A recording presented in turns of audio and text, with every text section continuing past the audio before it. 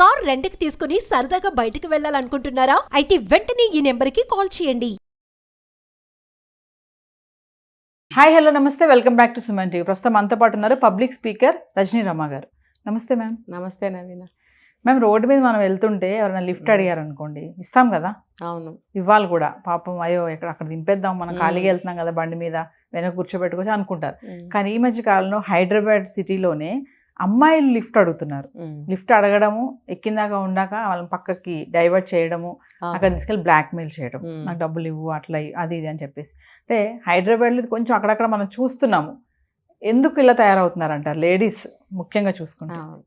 అమ్మాయిలేనా, ఆంటీలు కూడా, అంటే ఏ వయసు కూడా అనర్హం కాదు. అన్ని వయసుల వాళ్ళు డబ్బు, ఎక్స్ట్రా డబ్బు కోసం మార్గాలు ఎంచుకుంటున్నారు. Second income. ఒకప్పుడు అమ్మాయిలు అసలు లిఫ్ట్ అడిగేవారు కాదు, ఇంట్లో కూడా చెప్పేవారు, ఎవరన్నా పిలిస్తే అటు ఇటు వెళ్ళకమ్మా, అంకులైనా సరే స్కూల్ నుంచి దింపుతానంటే రాకు.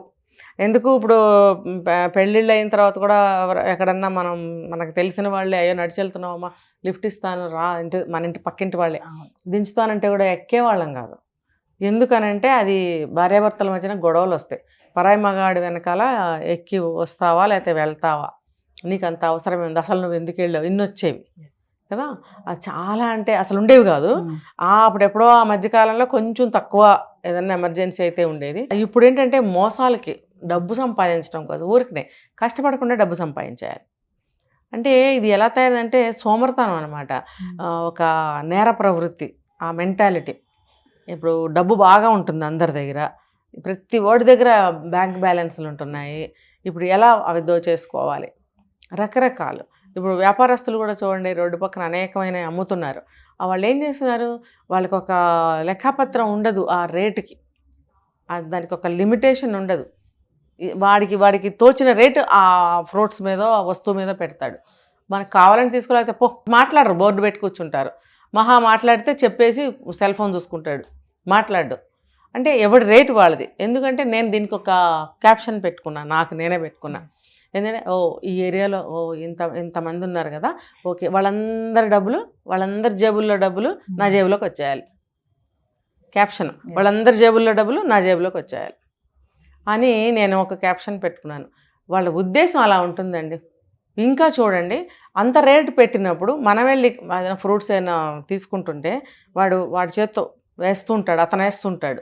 వేసినప్పుడు ఏదోలే మనం మనీ తీస్తున్నాం, ఫోన్పే చేస్తూనే ఉంటాం కదా. ఇంటికి వెళ్ళి చూసుకుంటే దాంట్లో 2-3 ఫ్రూట్స్ డ్యామేజ్ ఉంటాయి. అంత రేటు పెట్టినప్పుడు ఈ మోసం మంచిదేనా? అంటే ఈజ్ ఈక్వల్ టు మీ డబ్బులు నా దగ్గరకు వచ్చేయాలి. నా దగ్గర కుళ్ళువి, మంచివి, పుచ్చువి అన్నీ సేల్ అయిపోవాలి. నీ డబ్బు మొత్తం నాకు వచ్చేయాలి. అంటే 2 విధాల మనమే నష్టపోవాలి. అంటే మనిషి కష్టపడకుండా మోసం ద్వారా ఎక్కువ సంపాదించాలనుకోవడం. ఇప్పుడు మీరు అడిగింది కూడా ఇలాగే ఉంది. ఈ లిఫ్ట్ అడగటం జరిగింది రీసెంట్గా. ఒక పెద్ద ఆవిడ, ఇంకొక చిన్న ఆమె, ఇద్దరు కలిసి లిఫ్ట్ అంటే ఫస్ట్ ఒక ఆమె అడిగింది, లిఫ్ట్ తీసుకుని వెళితే రూట్ చూపించడం, ఇటు పద చివరికి ఒక పొదల్లోకి తీసుకెళ్ళిపోయి బెదిరించి నువ్వు డబ్బు అంతా నాకు ఇవ్వు, లేకపోతే బెదిరింపులు తెలుసు కదా, రకరకాల బెదిరింపులు.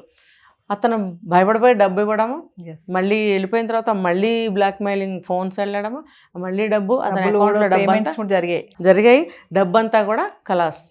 అది చాలక వీళ్ళిద్దరు నవ్వుకోవడం, మళ్ళీ వీడు ఒక బకరా మనకి ఇంకా డబ్బు ఇవ్వగలడు పదా అని చెప్పి మళ్ళీ ఇద్దరు కలిసి మళ్ళీ ప్లాన్ చేసి మళ్ళీ పలానా చోటకి పిలిపించి మళ్ళీ డబ్బులు ఆగడం. అంటే యువతల వాళ్ళు కూడా అర్థం చేసుకోవాలి, ఇప్పుడు లిఫ్ట్ ఇచ్చే రోజులు కావు, రిక్షాలు కాదు, ఆటోలు ఉన్నాయి, క్యాబ్స్ ఉన్నాయి, లేడీస్కి ఫ్రీ బస్సులు మన తెలంగాణ స్టేట్లో ఉన్నాయి. ఇంకా వాళ్ళు ఎలా వెళ్ళాలంటే అలా మెట్రోలు ఉన్నాయి, అన్నీ ఉన్నాయి కదా. లిఫ్ట్ అడగాల్సిన పనే ఉంది, డబ్బు ఏమీ తక్కువ లేదు ఎవరి దగ్గర, మరి ఇంకా నీకు లిఫ్ట్ ఎందుకు కదా. కాబట్టి యువతల వాడు ఆలోచించుకోవాలి, ఇన్ని ఫెసిలిటీస్ ఉన్నప్పుడు నా లిఫ్ట్ ఎందుకు ఇవ్వాలి నేను?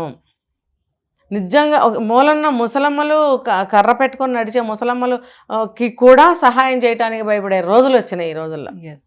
ఒక బాగా పండు ముసలాయన కదలలేని స్థితిలో ఉంటే, నా దగ్గర డబ్బులు లేకపోతే, చిల్లర లేకపోతే, నేను వేరే షోరూమ్కి ఎక్కడికో వెళ్ళి నేను అది ఎంత చేంజ్ తీసుకొచ్చి అతనికి డబ్బులు ఇచ్చి నేను వెళ్ళి బండి ఎక్కే లోపల అతను అక్కడికి వెళ్ళి సిగరెట్లు తీసుకొని కాల్చడం మొదలుపెట్టాడు.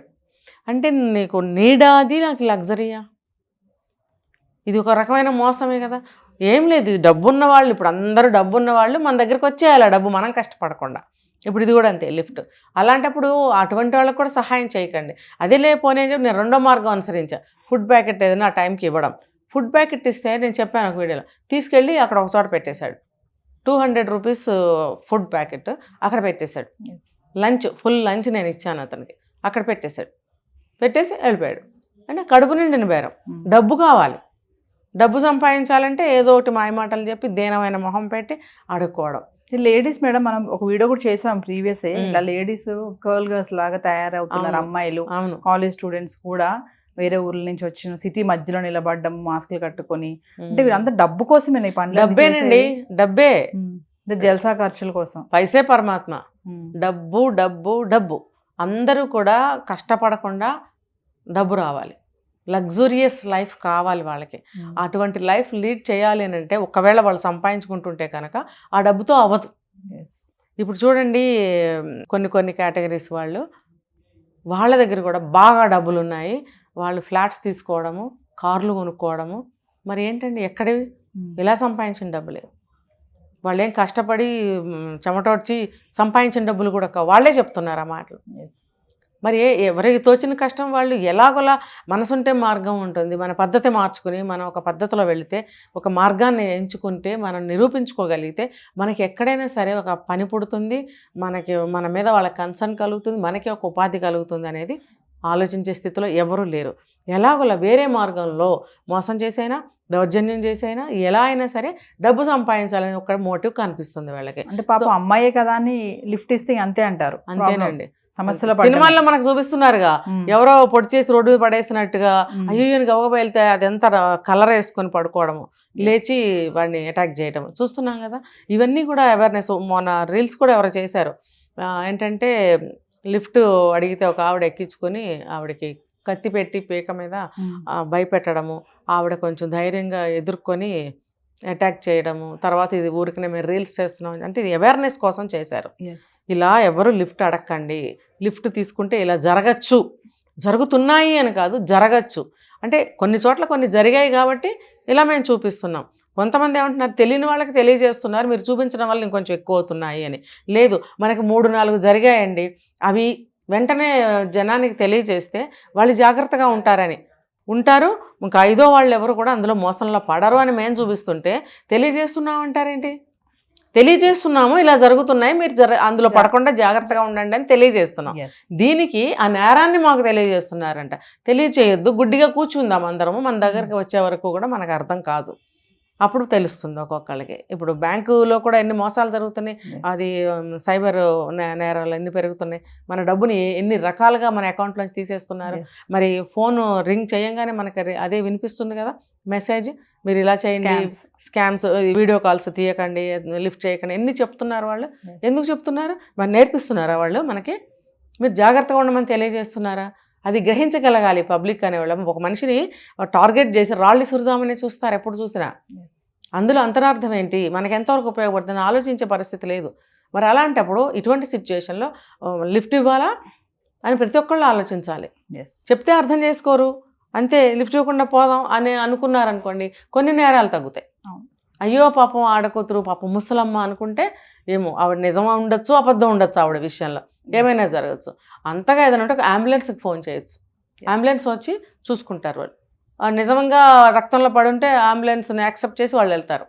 లేదనుకోండి వాడు భయపడి అక్కడి నుంచి పారిపోతాడు. కాదు, అమ్మాయే కదా లిఫ్ట్ ఇద్దామని ఒకవేళ అదునుగా తీసుకుంటే మాత్రం తర్వాత చిక్కులో పడాల్సిందే. ఫస్ట్ ఆఫ్ ఆల్ అలాంటిది ఏదైనా జరిగితే పోలీస్ కంప్లైంట్ ఇవ్వాలి, అర్థమైందా? తర్వాత అంబులెన్స్ వాళ్ళే పిలుస్తారు.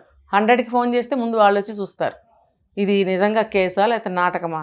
వాళ్ళు అవసరమైతే అంబులెన్స్ని పిలుస్తారు, ఇటు అవసరమైతే పోలీస్ స్టేషన్కి తీసుకెళ్తారు. చక్కగా చట్టానికి అప్పచెప్పడమే వాళ్ళని. Thank you ma'am.